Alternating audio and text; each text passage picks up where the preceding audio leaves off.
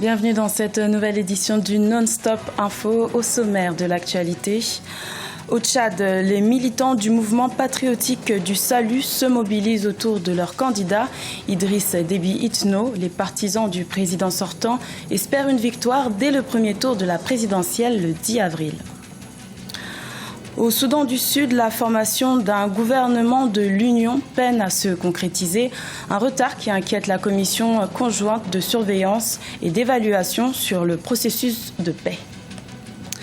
Et puis, portrait du pharaon des temps modernes en Égypte, Karim Houssen parvient à faire des prouesses hors du commun, une histoire insolite à découvrir dans cette édition. Mais tout d'abord, au Tchad, les militants du MPS, le parti du président sortant, Idriss Déby Itno, se mobilisent pour la campagne électorale de leur candidat. Les partisans du mouvement patriotique du salut espèrent une victoire dès le premier tour de la présidentielle du 10 avril. Pour cela, ils mobilisent leur électorat à aller retirer leurs cartes. Un reportage de notre envoyé spécial au Tchad, Maman Ramadan. En cette période de campagne pour la présidentielle au Tchad, les alliés du parti MPS, Mouvement patriotique du salut, sonnent la mobilisation générale des militants. C'est dans cette optique que la coordination du bureau de soutien au MPS dénommé Victoire lance officiellement ce samedi 26 mars la sensibilisation de sa base pour soutenir le candidat de la majorité, Idriss Déby Itno. Pour les leaders du bureau de soutien Victoire, le retrait des cartes d'électeurs est le seul moyen de reconduire brillamment dès le premier tour de l'élection présidentielle le candidat de l'Alliance, Idriss Déby Itno. Car si aujourd'hui notre pays, le Tchad, savoure la paix, la démocratie, la stabilité et le développement économique, avec également une grande place dans les concerts des grandes nations, c'est grâce à la détermination de notre candidat de l'Alliance, le très cher camarade Idriss Déby Itno, de porter toujours le Tchad vers l'avant. Selon la coordination nationale du bureau de soutien Victoire, majoritairement composée des jeunes, voter pour le candidat du MPS et ses alliés, c'est faire le bon choix. Avec Idriss Déby Itno, disent-ils, l'avenir de la jeunesse tchadienne est assuré. Dans cette démarche de soutien au mouvement patriotique du MPS vers les victoires, et qu'elle entend dès le premier tour, la coordination nationale du bureau de soutien Victoire exhorte tous les militants de passer de porte en porte pour sensibiliser dans toutes les régions afin que les électeurs reconduisent résolument notre candidat de l'Alliance au premier tour.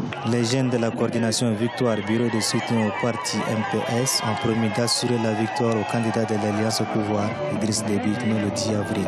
Ils estiment que le développement socio-économique entamé par le président doit se poursuivre pour atteindre l'émergence. Au Soudan du Sud, le retard dans la formation du gouvernement de transition pourrait nuire au processus de l'accord de paix. Au début de l'année 2016, le président Salva Kiir avait nommé son rival Riek Machar, chef de la rébellion, au poste de vice-président. Mais ce nouveau gouvernement peine à se mettre en place, ce qui inquiète la commission conjointe de surveillance et d'évaluation du processus de paix. Olivia Hérédobré. Les retards dans la formation du gouvernement de transition pourraient nuire au processus de paix au Soudan du Sud. Au cours de la 7e réunion de la commission conjointe de surveillance et d'évaluation du processus de paix, ce jeudi 24 mars 2016, à Juba, son président Festus Mogae a exprimé son inquiétude sur le retard dans la création du gouvernement de transition, devant réunir les représentants des rebelles de Riek Machar et du gouvernement sud-soudanais du président Salva Kiir. Après des mois de négociations, les deux camps avaient convenu en janvier 2016 de partager des postes dans un gouvernement de transition. Très bientôt, je ferai un rapport au Conseil de sécurité des Nations Unies sur les progrès accomplis dans l'application de l'accord. Je reste préoccupé par les retards et les violations du cessez-le-feu qui continuent et la situation économique qui se détériore. Rappelons que la formation du nouveau gouvernement ne sera pas en soi une panacée. Le terme du gouvernement de transition qui aurait dû commencer il y a plusieurs mois s'écoule rapidement. Par conséquent, une fois de plus, j'exhorte les partis à tout mettre en œuvre pour former le nouveau gouvernement et envisager le plan d'action pour les premiers mois de son mandat. Un conflit opposant le président Salva Kiir à son ancien adjoint, Riek Machar, avait déclenché la guerre civile fin 2013 au Soudan du Sud. Malgré l'accord de paix signé en août 2015, les affrontements entre les deux camps ont continué, provoquant l'exil de 2,2 millions de Sud-Soudanais.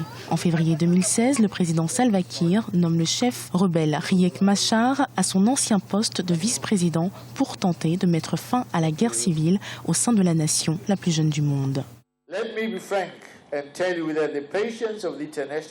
Il faut que je sois franc en vous disant que la patience de la communauté internationale est à bout. Bien que je sois optimiste comme nous tous, le moment est venu de prouver que les engagements qui ont été pris à plusieurs reprises par les parties sont authentiques et sincères. Le Soudan du Sud a obtenu son indépendance en 2011.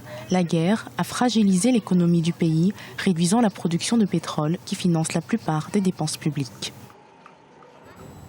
Dans le reste de l'actualité, au Cameroun, les autorités émettent des réserves quant aux déclarations faites par les deux kamikazes arrêtés le 25 mars dans la localité de Limani à l'extrême nord du pays. Les deux jeunes femmes affirment faire partie des 219 lycéennes enlevées à Chibok, au Nigeria, en avril 2014, mais les autorités camerounaises ont relevé certaines incohérences dans leur version et appellent à la prudence.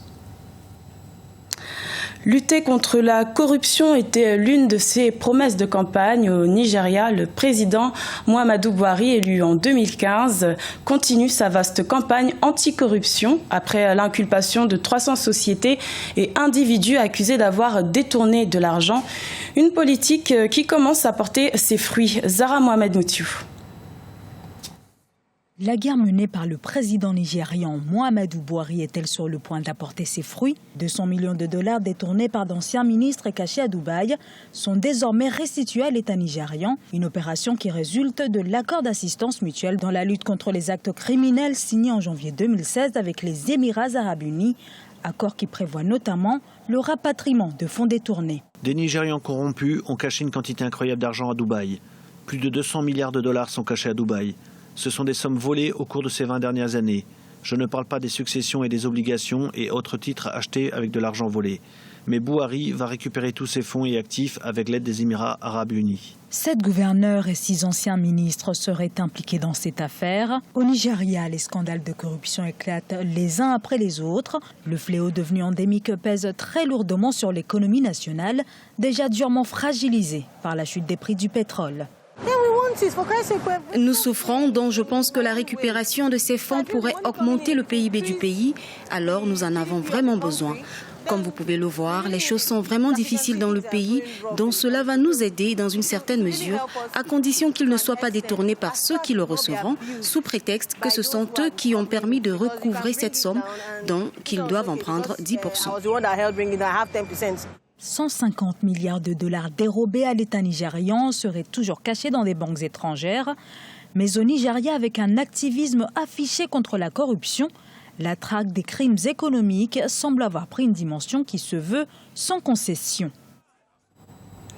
Dans l'actualité également, un avion de la ligne de la compagnie Egypt Air a été détourné ce mardi. L'Airbus A320 devait effectuer la liaison Alexandrie-Le Caire, mais un passager aurait menacé le pilote de faire sauter une ceinture d'explosifs. L'avion a finalement atterri sur l'île de Chypre. Certains passagers ont été libérés, mais 7 personnes, dont des membres de l'équipage, sont toujours retenues en otage. On reste en Égypte avec une histoire insolite. Il tire des camions avec ses dents à Val-des-Clous. Il est surnommé le pharaon. Karim Houssen parvient à faire des prouesses physiques hors du commun. Mais tout cela n'est pas vain puisqu'il a choisi de mettre ses talents au service d'œuvres caritatives. Un portrait de Corinne Kamdem. Karim Hussein, le pharaon des temps modernes. À 38 ans, Karim Hussein, dit le pharaon, ne cesse d'émerveiller les habitants d'Imbaba au Caire en Égypte. À côté de son exploit d'avaler des clous, des lames de rasoir et des vers, le pharaon est également capable de tirer des camions avec ses dents, manger de la viande crue, casser des briques sur son ventre et bien d'autres prouesses physiques hors du commun. Gloire à Dieu, je ne me fatigue pas facilement et je n'ai pas besoin de beaucoup de sommeil. Je n'ai jamais de rhume, ni de maux de tête ou des douleurs physiques. Au contraire, je suis en excellente forme et ma santé est bien meilleure que celle d'une personne moyenne. Je peux marcher 1000, 2000 ou même 3000 km sous un soleil de plomb et ne pas transpirer ni ressentir le besoin de me reposer ou m'asseoir une fois. Après avoir fait des tests médicaux, Karim Hussein et ses parents ont appris que cette capacité unique dont il est doté serait innée. En effet, il a été consulté par plusieurs docteurs après que ses parents aient constaté à l'âge de 7 ans qu'il mangeait du métal, des lames de rasoir et des pièces de verre.